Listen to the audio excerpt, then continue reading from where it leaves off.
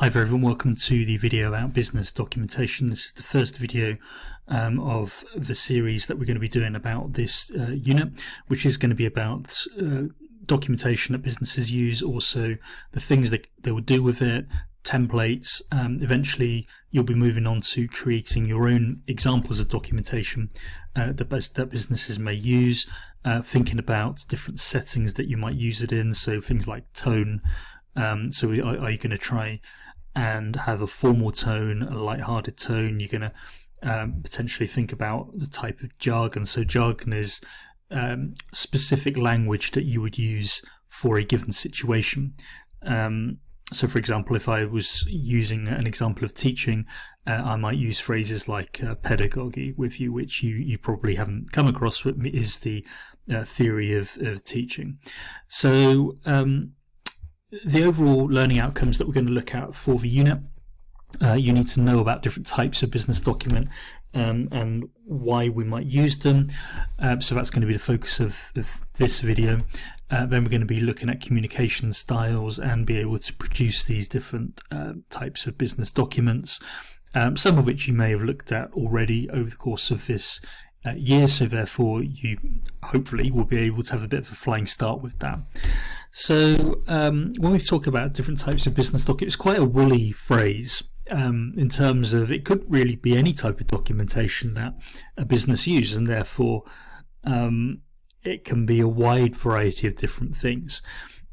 So you know, it could be something that is printed, it could be something that is not printed, it could be something that is graphical, it could be something that is a spreadsheet, which we haven't done so far, but we will do in the next unit. And yeah, I mean, it's a huge range of different stuff. And if you think about every company, even the smaller companies are going to use a wide variety of different types of document. So like I said, you might have something that's relatively informal if you're pinging an email from one member of staff to another. You know, for example, have you seen a product maybe that's on the shop floor somewhere and somebody's put it where they shouldn't have, or maybe relating to a work pattern, or looking at sales patterns, all the way up to more formal documentation, which may be going to managers, it may be going to people higher up than that, owners, for example. And obviously we can also send those to customers. Now, if you're sending them to customers, you are likely to be using a formal tone. You're unlikely to be using an informal one, or at least not if you're not doing it face to face. You know, if you know a customer, maybe if you've seen them quite a few times before, then you can potentially think about being a bit more informal with them, particularly like I said, in a face to face meeting. But if you're actually communicating with them via a document, or email, or instant message, or text message, or whatever it might be, then you really need to be quite formal in those. You got to remember, as much as it might seem like a nice and thunky thing to do in terms of appearing quite friendly and chatty and so on, you don't want anything to be misrepresented if you are a business, and therefore if you're sending it to a customer, you do need to have a certain level of formalness, is that a word? I'm sure you know what I mean, in terms of the way that you communicate with people, because you don't ever want it coming back to you. You don't want it being taken the wrong way, and then all of a sudden a customer that you did have is like, oh, actually that member of staff has been quite rude, and therefore I'm not going to shop there anymore, or whatever it might be, the service that's being provided, or whatever thing that you might potentially have. Now, like I said, this could be a huge variety of different things. It's a really woolly topic in terms of what actual documentation we mean. And you will find a great many of these are standard in most businesses. And obviously within the college, there's a number of these that we use on a consistent basis, and you'll find this is repeated whether you are working in McDonald's, whether you are working in John Lewis, whether you are working for the MK Dons, whoever it might be. are going to use documentation in a not dissimilar way. So these are just some examples here. So examples of business document could include business policies and procedures. Okay, so a very simple example of that is when you go into the classrooms, the policies for the department are pinned up on every wall. You've had it sent to you through the electronic learning system. I don't know why I described it as that phrase. Teams, this was the phrase that I meant. There are other policies for the college, for the way that you use the college information systems. So IT, in other words, or if you are accessing your ILP, or whatever it might be at college, that there are policies to cover that, the way that you behave at college. You just can't, for example, go around being rude to members of staff, or indeed other students, or visitors, whoever it might be. And I would question why somebody, and I realise I'm going off topic very slightly, I'd question why somebody would be on site at all if that is their game. If ultimately that makes no sense whatsoever to me. Electronic messaging, so you've got things like emails, instant messages, social media. You've got a whole range of different ways that you can contact people. If I say electronic messaging, the first thing that probably comes to mind with things like what you do on a mobile phone, your WhatsApps, or your I've had a bit of a mind blank with it, your Facebook message, or the equivalent on whatever social media site that you might use. But there's loads of different ways that you can get electronic messaging. Indeed, recording videos could be an example of electronic messaging, because that is what I'm doing. I'm ultimately recording a video that will provide messages for you guys that you can look at and re-watch as and when you might need to over the course of the next few weeks. Meeting agendas are probably one that you have not had so much experience of. Now, certainly within college we haven't done very many minutes, if any. Your course reps may have more experience of this, but generally within businesses it is common for members of staff to have meetings. We within the college have meetings very frequently. We have weekly meetings to discuss things like students, to discuss student progress, to discuss behaviours that they might be showing, any issues that might be occurring, and also wider stuff like whether or not, for example, we might want to stay with the same qualifications that we have this year. Now that's quite niche to education. If you're within a shop environment, then you might be talking about things like layouts of the store. You might be talking about products that might be selling well, pricing, any offers that you might be potentially bringing in, things like return policies, which are particularly relevant at the time of year that this has been recorded over Christmas, because actually many shops alter their return policy at this time of year to give people more time to return it if need be. Because obviously it is Christmas time. There are a great many unwanted gifts going around at the minute, and indeed many gifts that people have thoroughly enjoyed, which is great. But actually that is different from the rest of the year, where generally companies will allow something like 28 days for a product to be returned from the time it is bought.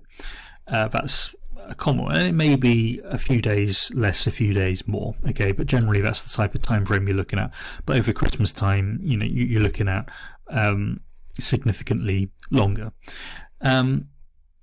Now obviously these meetings need to be evidenced, so they need to be written up in some way so that there is proof that you have had the meeting. So that, let's say for example, if we as staff of the college have a meeting about what unit we want to do next year, what awarding body, what qualifications we want to offer, members of staff might be tasked with jobs, for example, from that, and it's logged. Okay, so I might be tasked with looking at different courses for level 1, level 2, and then Julie might be tasked with looking at alternative courses for level 3.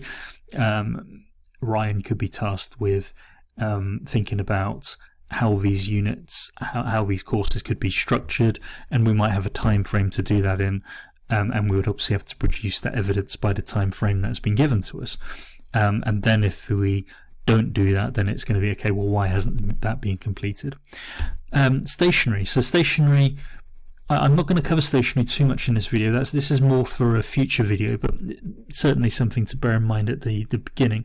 So stationery is, so we're looking here at forms, invoices, templates. Basically, this is kind of anything, any kind of system, I guess you could say, that the company could give someone in order to structure how we do it. So we've got forms, invoices, templates as example on this slide.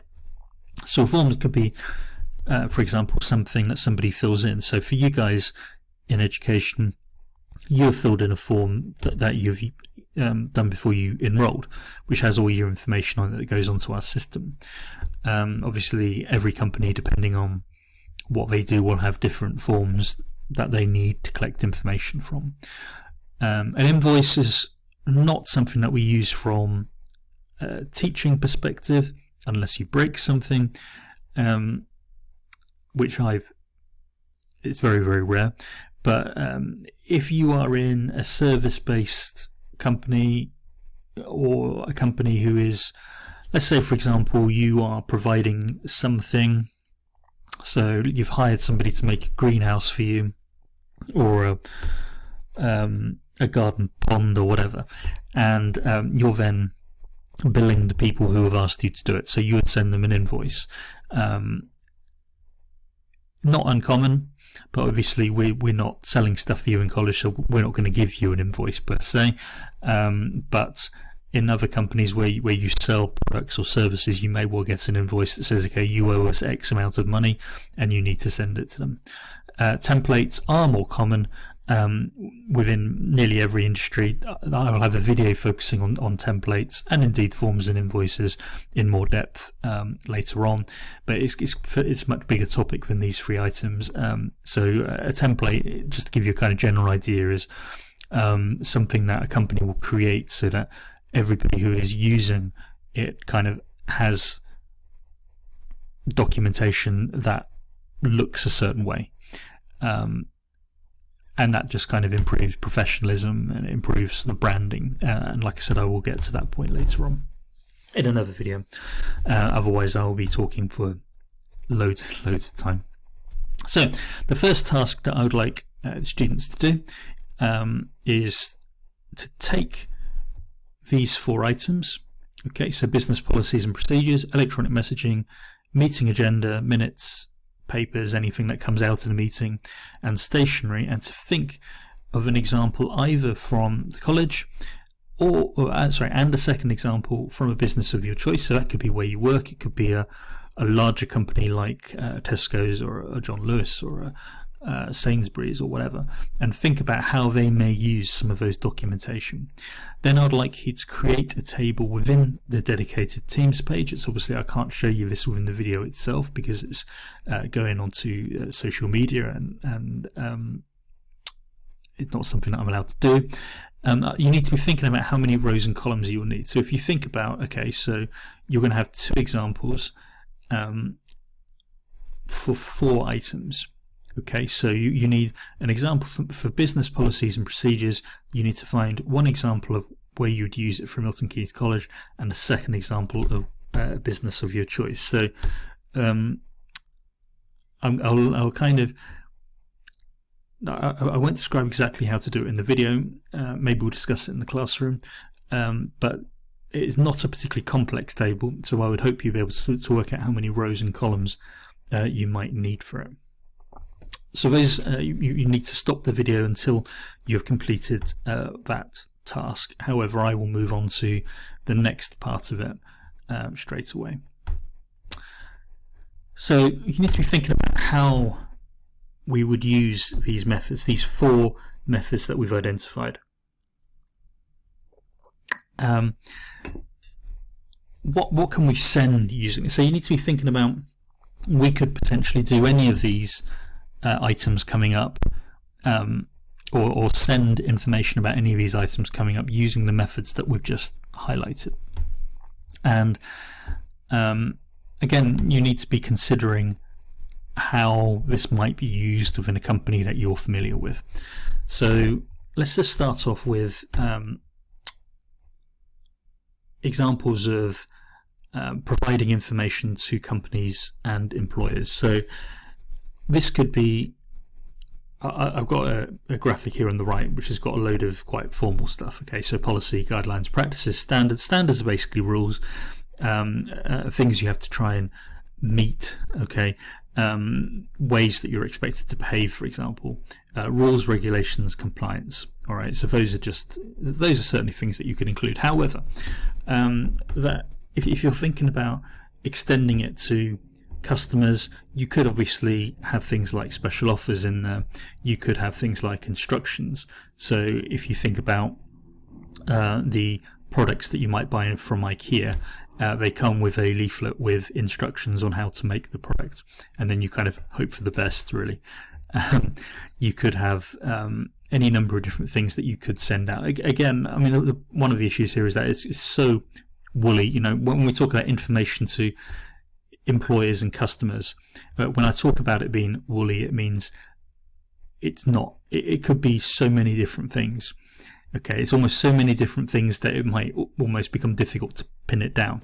But if you think about specific businesses, then it will become easier to actually pinpoint, okay, they're going to send out this information. You think about the college, right? The information that we would send out to employees are, okay, we're going to be doing this thing in the future. If we're talking about customers, so for customers we're talking about students, we would send out letters, for example, if a student is, a leaflet to be, okay, these are our courses that we're offering, would you be interested in doing this, or whatever it might be. If you're talking about a Tesco, I frequently have offers sent to me by Tesco, mostly being along the lines of, okay, if you come and buy this, then you'll get a certain amount of club card points, or you have this amount of club card points, this is what you can do with it. I obviously don't get the employee stuff from them because I'm a customer, and I've never worked for them. I mean, who knows what will happen in the future, but yeah. Sending messages, you're probably quite familiar with this one, but obviously you're going to have to try and think about and separate your experience when you're speaking to your friends versus, because that's not what we're looking for. I'm not interested about how you communicate with your friends. What we're talking about is how we use it within business. Okay, so when we talk about sending messages, we are talking about how we would do that professionally. Okay, so again, I've got examples of email, which still happens very frequently, instant messaging, social media. I would suggest that if you're talking about employee to employee, it's much more likely to happen via email. There is some instant messaging going on, but the problem with instant messaging is that it's not commonly audited. So what I mean by that is, if I send an email from myself to Julie using the college email system, then there is a record of that stored on our system. This protects me and Julie. If I was to start ranting at Julie and say, "Oh, rah, rah, rah, this is wrong, that's wrong," then she would be like, "Wow, what's going on here?"